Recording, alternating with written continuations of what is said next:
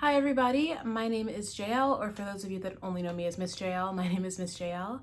I hope that we are all safe, that we are all practicing our social distancing, that we are all healthy. I know these are very uncertain times, but I also know that we can all come together and just take care of each other and find a sense of community even when we can't be physically together. We can be spiritually, emotionally, and mentally together by just doing art and reading books like the one that I want to read to you today.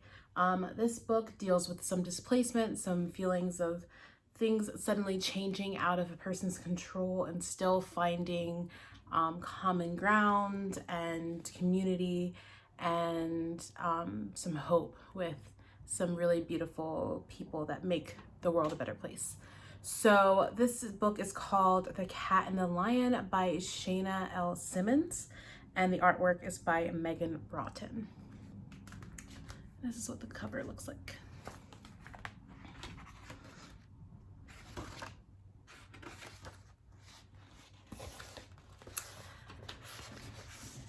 There once lived a little kitten with black and gray stripes and eyes as cute as buttons.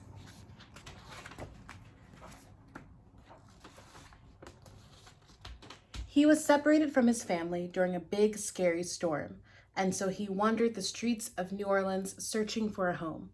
The kitten ate scraps that fell from the tourist's hands. He ate crumbs from a shrimp po' boy here and pieces of crawfish there.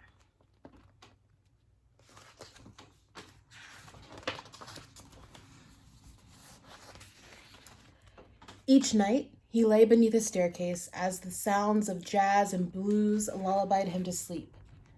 He thought of his mom and siblings, who had taken good care of him and always made him feel at home. He dreamed of how happy he would be living in a nice house with a caring family again.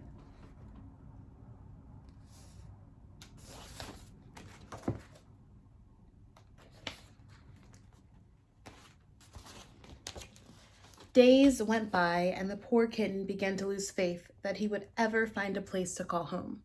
Still, he got up every morning to continue his quest.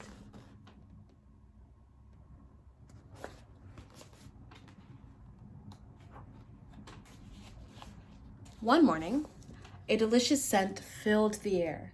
The smell of ooey gooey beignets, pralines, ooey gooey cakes, seafood, gumbo, yakamine, muffulettas, jambalaya, and a fresh crawfish boil tickled his nose. Without a second thought, he followed the trail.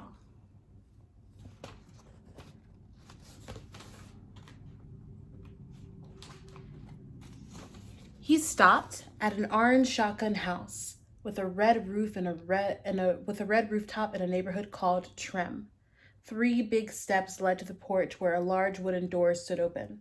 The kitten saw an old woman peering through the window.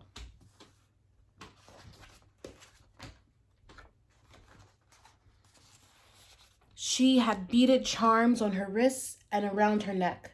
On her head sat a bright, colorful head wrap. Her name was Mama, and she was a very wise woman. She lived with her daughter Pi and her 2 grandchildren, Pi Jr. and Tui, and their father Rock. Mama spotted the kitten standing at the bottom of her porch.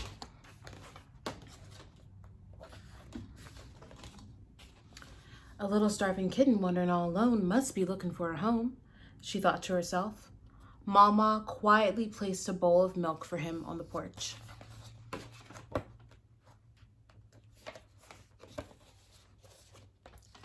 The kitten was scared but very hungry, so he nervously jumped up the first big step. Pi Jr. appeared at the window and watched the kitten with excitement. There were 2 more steps to take before the kitten could reach the bowl.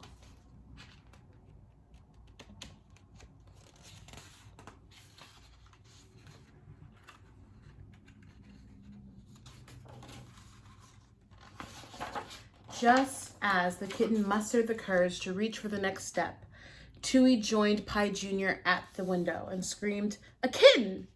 The cat ran away. "Oh, now where did it go?" asked Tui.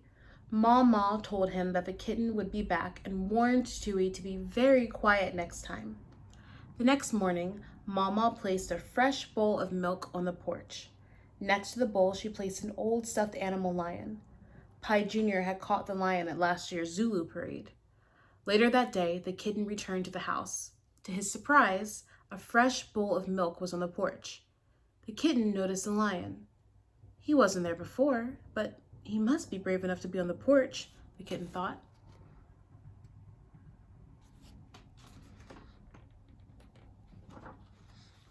The lion was a beautiful golden brown color with hair like cotton and eyes as big as buttons. Mama had faith that the lion would give the kitten the courage needed to take the next step. Was it the lion's size that made him brave, or his beautiful fur that made him bold? Fear was holding the kitten back from what he wanted, and as he looked into the lion's eyes, he realized that courage was inside. All the kitten needed to do was take the next step.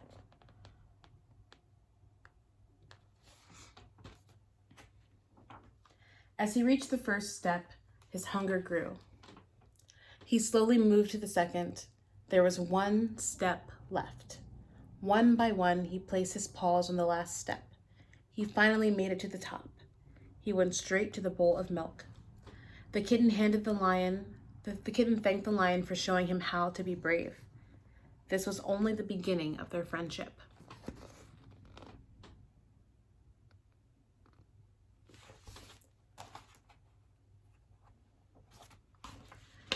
The kitten pretended that he and the lion went on great adventures. One day, they were explorers cruising down the Mississippi River. The next day, they were in the street with the Mardi Gras Indians' big chief. They'd parade down the block for the second line, then stop by Congo Square while people danced to the rhythm of the beat. The kitten and the lion always used their courage, no matter where they went.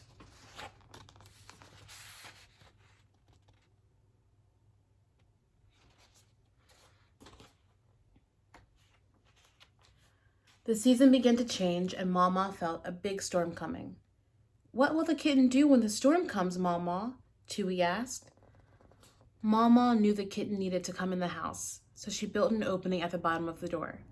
The kitten would enter when he was ready.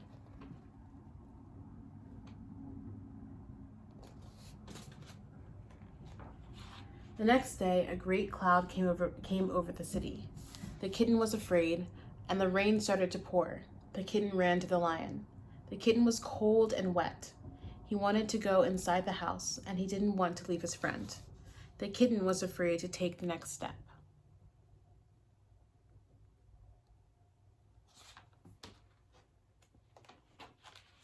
He thought of all the times he used his courage, the same courage it took for him to meet the lion and go on all their adventures.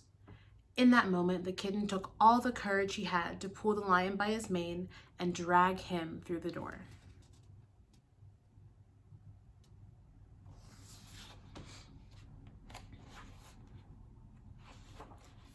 Mama slowly swept the kitten up with a warm towel and pulled the lion aside.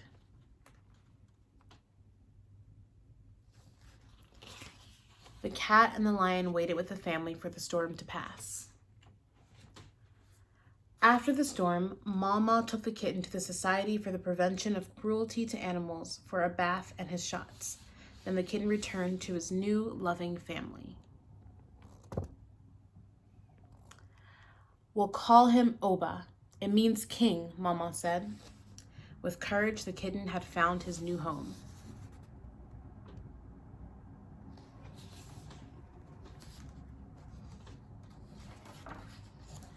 Mama took the lion on her float at that year's Zulu parade. The lion had helped the kitten find his courage, and it was time for him to bless someone else.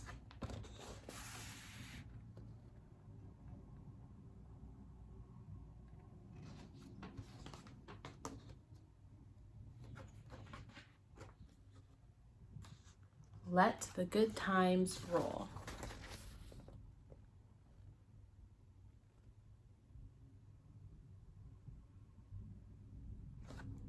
The end.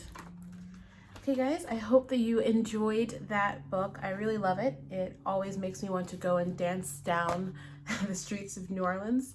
But yeah, as you guys can see, it deals with courage, it deals with some friendship, with finding community, and I think that it's a really good book at any time, but especially at this time. So thank you all for reading with me. I really hope that you find more exciting things to do here on this Wolfpack page to indulge your time, indulge yourself with while we are going through everything. I will see you all very soon. Bye.